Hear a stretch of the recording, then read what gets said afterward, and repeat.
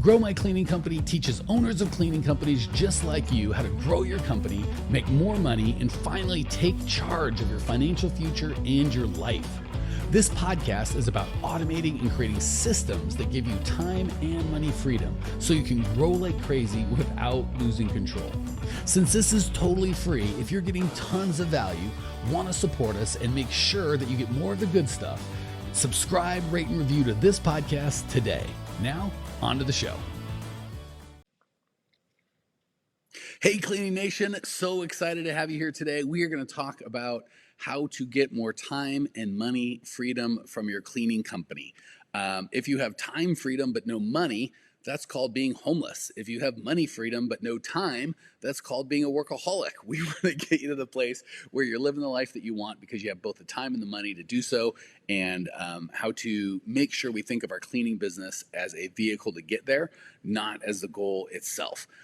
If you, Cleaning Nation, are getting massive value from the podcast, hook a brother up, subscribe to it, give us a rating and review on iTunes, shoot me an email, let me know you dig it, what you want to hear.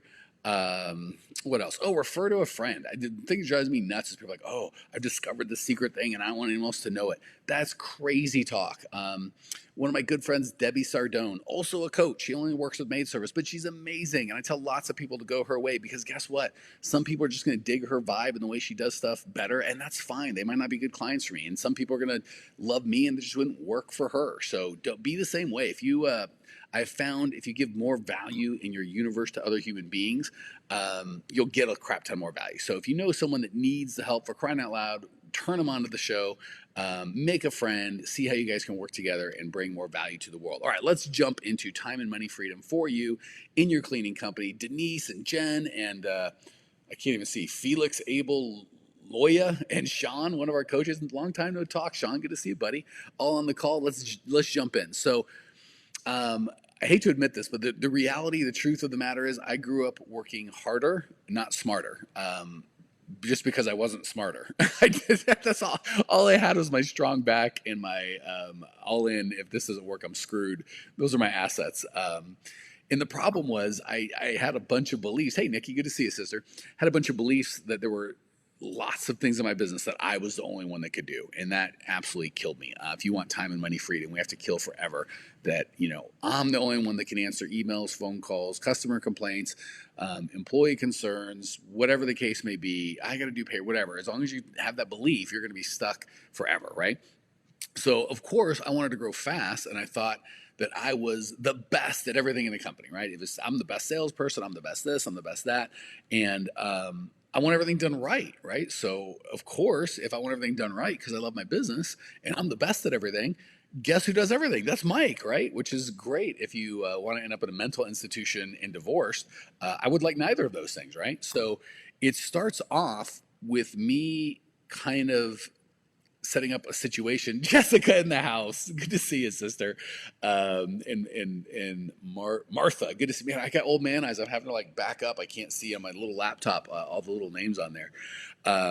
Anyway, so I created a situation where I was the guy solving every problem, right? And I thought that was what was going to grow my business. But the reality, certainly looking back, was that's a great way to handicap not just only your business, but your employees, right? Because you're effectively saying when they call you for every little thing and you answer and create a solution and tell them what to do, you're basically going, it's a good thing you called me, you big dummy. You don't know, Dad, you don't know nothing about nothing. I'm the brains here.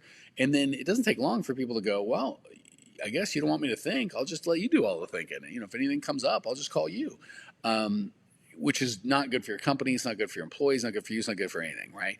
The frustrating part of that was I got stuck and I couldn't grow past, you could only run personally maybe 10, 12, my brain power and work ethic, maybe 10, 12 employees before you kind of have to give some stuff up or it just doesn't work. So I was stuck and I didn't know why. I couldn't even see the problem. So I don't know how many of you guys have read the book E-Myth by Michael Gerber, but he talks about the concept of working on your business as opposed to in it.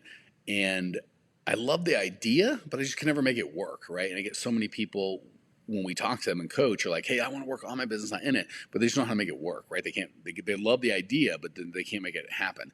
So as always, the problem was my beliefs. And if you're having problems as well, the problem is your beliefs. So let's talk through some of the beliefs that we got to get rid of that will help you grow and, or I shouldn't say help you, but unleash you to grow, right? Because these beliefs are going to hold you back if you hold on to them.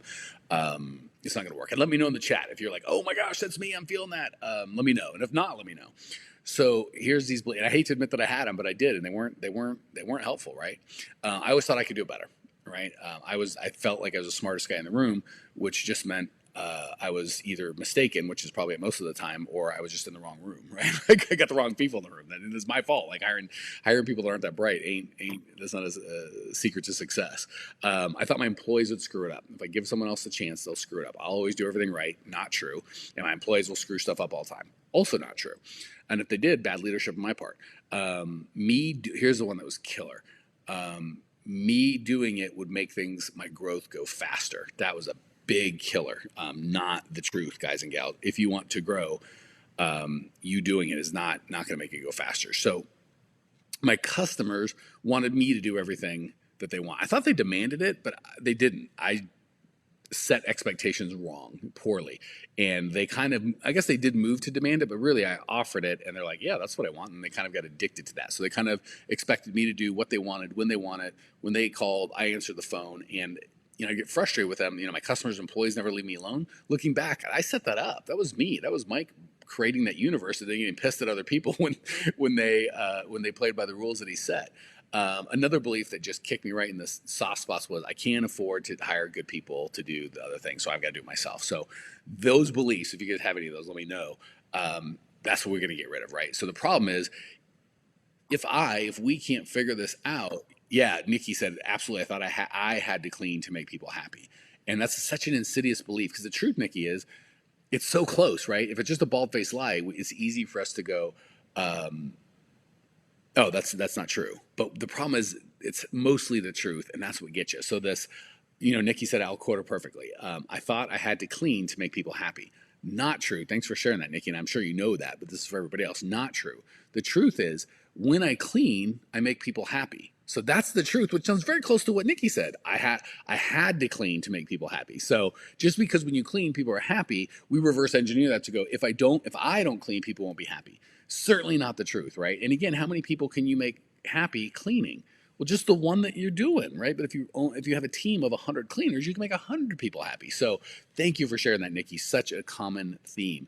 Amy says, hey, coming live from Michigan. Good to see you, sister. Last time I was in Michigan, I was at a speaking gig, and everyone said Detroit was a mess. I didn't see it was that bad. It looked nice. Actually, we weren't in Detroit. I can't remember the city, but the parts we were in seemed nice.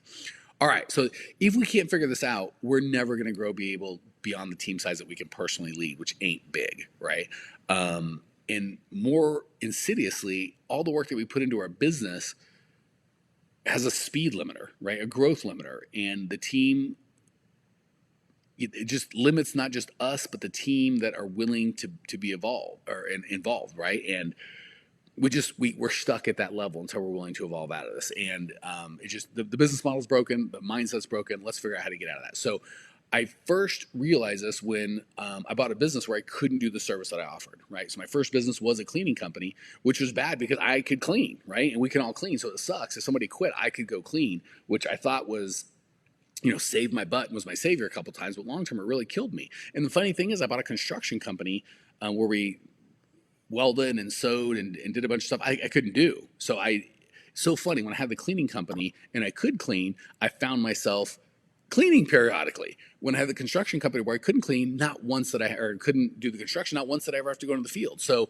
that shows you it's not the reality that we have to be in the field. It's our beliefs, right? My beliefs, and the reality was my beliefs had to change because when I'm like, well, I can't get in the field, I had to hire people, right? So really important. And then I thought, once I was out of the field, I thought I was living the E-myth. But the reality was I just moved up one step. So I moved from working in my business in the field, which sucks, to working in my business in the office, which sucks less. It still sucks, but it sucks less, right? And I really realized this when I took a year off from my business and then I came back and it was struggling. I felt like I had to jump in and save it, right? I realized that it wasn't thriving without me. It was surviving, but not thriving. And then when I sold my last brick and mortar business, I started hiring people all across the world. Right? We have people. No one on our team here is here in Phoenix. I started realizing that the real opportunity of the business owner is to only do the things that you could only do. We're going to talk about that, right? That's the framework. So let's jump into. We talked about the beliefs that we need to get rid of. We realize the opportunity is A, in changing our beliefs, and B, in kind of identifying the things that only we can do, and then hiring, frankly, smarter, better people to do the stuff that we can't or shouldn't be doing. That's how we get time and money freedom, right? And believe it or not, it's not just that we think sometimes like, oh, well, I'll have more time freedom, but I'll make less money. It's the opposite. Not only you make more money, I'll have more time freedom. They go hand in hand. So, all right, here's my system for creating systems. Let's get this thing down to you so you can get to work. First, you have to make sure you've got a profitable model. So many people don't understand their numbers, and they don't understand what a profitable customer is versus an unprofitable customer. They don't understand what their cost of goods sold is, their overhead is, and you can grow all you want, it's not going to work. So for years, I didn't have client attraction systems in place that gave me enough bids where I could bid confidently with enough margin, and I always had a need, I felt like, for more people than I can hire. My business model was broken. So you've got to make sure you understand your numbers and your business model is not broken. That's why we start with all the people we train going right into the numbers, right? We got to make sure we're profitable. A lot of people think, oh, I don't make any money now, but when I grow, then I'll make money. Believe it or not, it's not the truth. Or my margins will go up. They won't. They typically go down. You have to fight hard to keep them the same. You have to be clear on exactly what the job is, right? So when we hire somebody else, right? So a lot of owners hire a manager, right? If I just had a manager, a general manager, or operations, they make a bunch of names. But really what they, in their heart of hearts, the definition is someone I can give all the garbage jobs that I don't want to do. Hey, John Zapata Restrepo from the UK. Good to see you, man. So you've got to be super clear on what their job is. You've got to make sure that you've got a system. A lot of times what happens is there's a job that we don't want to do or we can't figure out, we hate, and instead of figuring it out, we just try and hire it off to someone without a system. So we as the owner who really care if the scheduling gets done, if all the work gets completed, even when people call out, we try and hire a scheduler, but we don't create a system for them. And they don't do well, right? So you've got to make sure you're crystal clear on exactly what you want them to do. And that can't just be, all the crap I don't want to do, right? You have to make a list of specific tasks and make sure you give them the tools they can do it well. The way you do this is you break your business into three main parts, right? Every business, service businesses, non-service businesses, certainly every cleaning business, there's just three parts that you've got to do. Once you get these three things set, you're good, right? You've got to be able to get customers, you've got to be able to provide the service for them, and you got to count the money, make sure that you're financially stable. That's it. Once you understand those three buckets, you can get clarity on everybody should just be in that one bucket, right? A lot of times we'll hire a guy to do the bookkeeping, like, oh, can you also do graphic design? Can you also answer the phones? And we've got them doing all sorts of, oh, you're a cleaner, why don't you do a sales job as well, right? Keep them in their bucket, right? If they're in accounting, keep them in accounting. If they're in client attraction, keep them in client attraction, all that good stuff. Miss you too, buddy. John says, miss you, can't wait to come back. All right, so got it. All right, I'm just trying to move forward. I don't want to forget anything. So one person is responsible for every single task in your business. This is key. So we don't give teams of things, people. There's always got to be someone whose name is on it.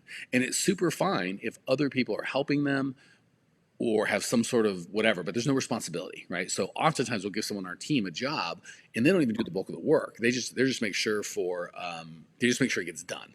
Right. So you got to make sure there's one responsible person, regardless of who does all the work. A lot of, like for Lindsay, she's got a lot of responsibility, but she also has people that do it for her. Right. She's got other people that are on her team. And it's fine as long as they get done. Even though Lindsay doesn't do anything, I just hold her accountable for getting it done.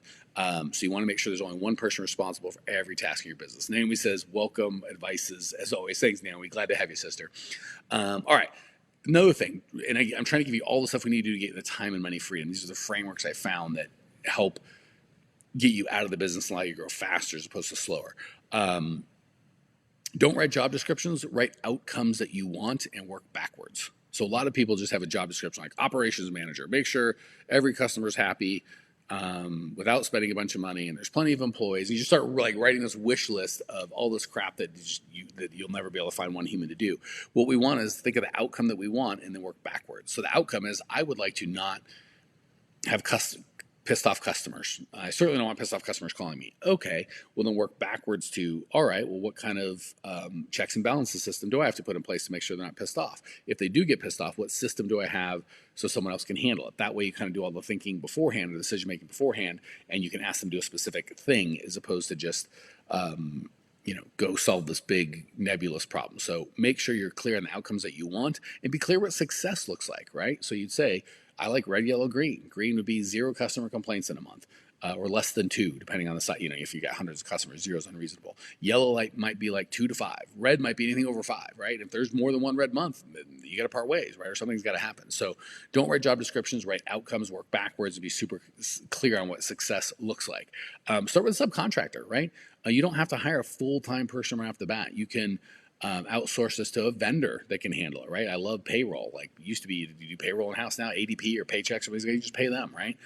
We have lots of vendors, so make sure you hire vendors first, and then a part-time employee, and then full-time employees. But you don't have to start with a full-time employee, right? Hire 2 or 3 people on Upwork to do the same job. Give them each $50 to do something, and then whoever does a great job, you hire them to do more jobs, right? You can always start people slow and work their way into full-time positions. Everyone always wants to go full-time.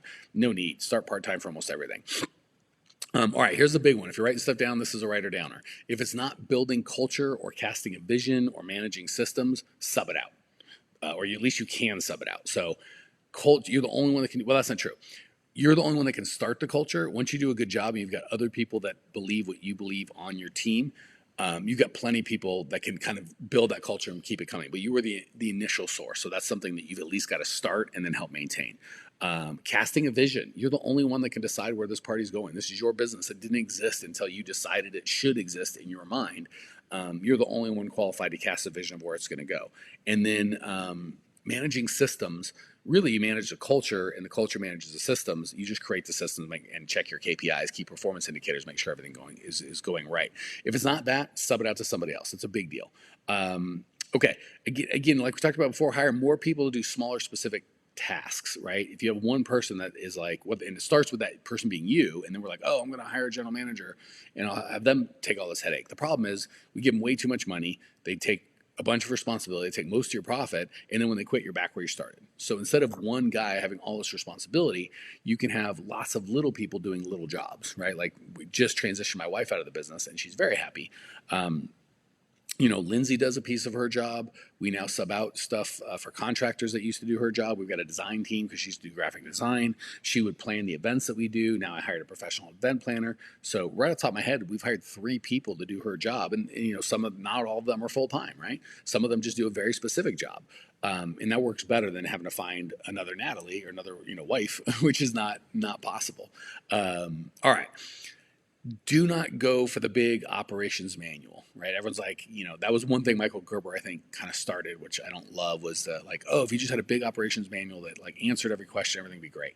We certainly want operating procedures, but we want it broken down in bite-sized chunks. We all picture this big binder of 300 pages, small type with, section 4, article 9, section, piece 3, sentence 4. It's just, and no one's ever going to read that, right? They, I'll make them sign something when they get hired. Saying they can sign whatever they want. They're not going to read it, right? They're not going to read it.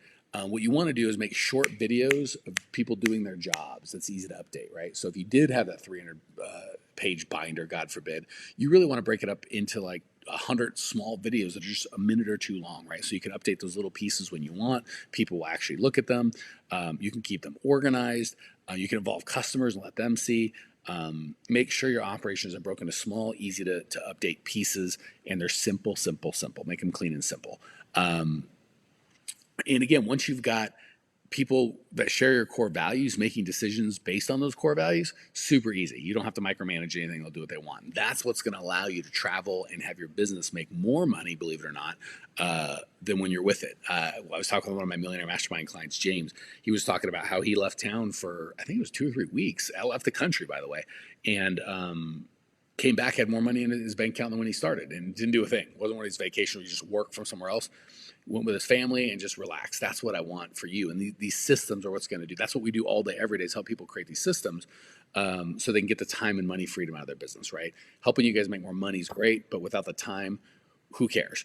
Okay, So, yeah, I mean, another example, like our million. Speaking of James, who's one of our millionaire mastermind people, we do events all 3 events a year, and they're usually 2 3 days. A lot of times, these guys will take two weeks off and travel, and they'll do stuff before and after together, right? Because they've got the time freedom. As much as I like the money that they make, I like the time freedom far more.